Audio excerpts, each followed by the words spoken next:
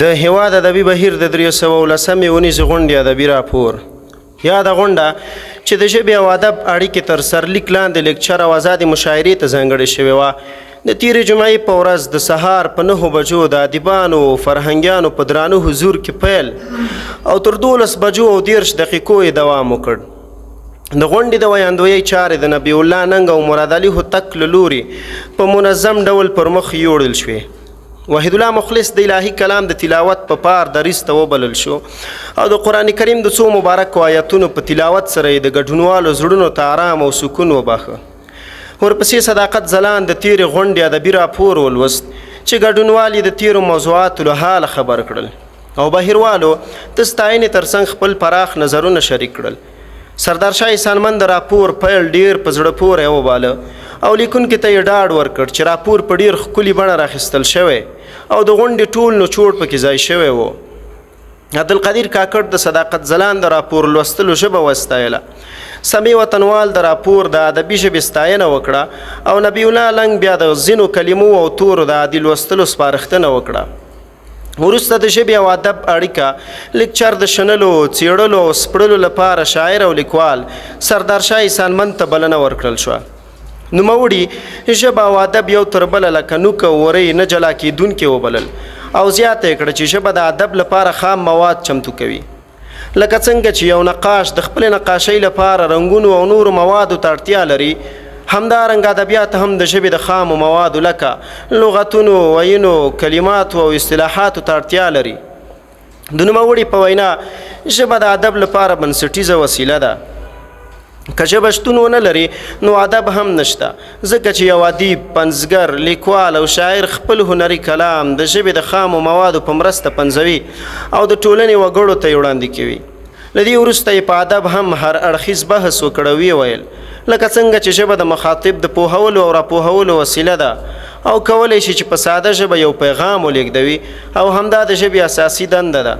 خو ادب بیا د خپل هنري خلاقیت نه په ګټې اخیستنې سره افکار، احساسات، فکرونه او د وګړو هغه خبرې چې څوک یې په هنري ډول انعکاس نشي ورکولی، نو ادب یې په خپلې هنري او ادبي ژبې د استعارو، کنایو او تشبیهاتو پر مټ تر لوستونکي، اوریدونکي او وګړو لیږدوي او دا بیا د ادب بنسټیزه دنده ده.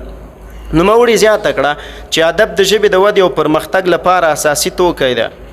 په دې توګه که ادب نه وي نو ژبه هم هیڅ ډول پرمختګ نشي کولی او نیمګړې پاتې کیږي، ځکه چې ادیبان، فرهنګیان، لیکوالان، څیړونکي او تاریخ پوهان د ادبي زاویې څخه د ګټې اخیستنې په وسیله د ژبې د ودې او پرمختګ لپاره خپلې څیړنې، تخلیقونه او پنځونې کوي. په پای کې دا جوته شوه چې ژبه او ادب تلپاتې، دوامداره او نشلیدونکې اړیکه لري. د لیکچر پای ته رسېدو وروسته د پوښتنو او ځوابونو لړۍ پیل شوه. صداقت ځلاند وویل چې په اوسني عصر کې د پښتو ژبې او ادب د بډاینې لپاره شعر ته ډېره اړتیا لیدل کیږي او که نثر ته.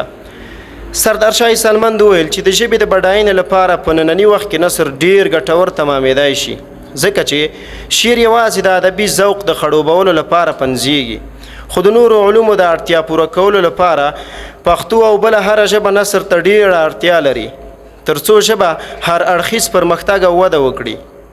د یادونې وړ ده چې دغه ګټور لیکچر د ادب کس پر نشراتي پاڼه او یوټیوب چینل هم خپریږي، نو مینوال کولی شي چې ګټه ترې واخلي.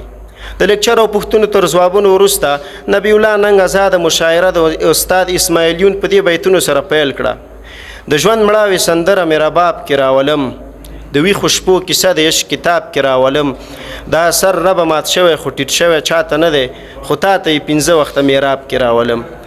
په مشاعره کې شاعرانو خپل شعرونه، نظمونه او غزلونه ګډونوالو ته واورول او مینوال یې د شعر او ادب په خوږو ونځول. همدارنګه ترنم کوونکو هم په خپلو مترنمو اوازونو سره د اوریدونکو د ترنم تنده خړوبه کړه. په پای کې د غونډې د ارزونې لپاره ځانګړی میلمه شاعر او لیکوال لعلالدین ملکزوی دریځ ته وبلل شو. نوموړي د غونډې د معنوي ارزښت، کمیت کیفیت او د غونډې د نظم او تنظیم څخه په بېساري ډول خوښي څرګنده کړه. همدارنګه د مشرانو، ځوانانو، ماشومانو او کوچنۍ سجدې په ګډون خپل مثبت تاثرات له ګډونوالو سره شریک کړل. هغه ځوانان د کتاب مطالعې او لوست ته راوبلل او د هیواد ادبي بهیر له مسؤلینو، مرستیالانو او په ځانګړي ډول یې د بهیر له بنسټګر او مسؤل سردار شاه احسان مند څخه په نه بیانېدونکې ژبه مننه وکړه چې د ټولنې او پښتو ژبې د ودې او پرمختګ لپاره یې ادبي خدمتونه او هلې ځلې جاري او ګړندۍ ساتلي دي.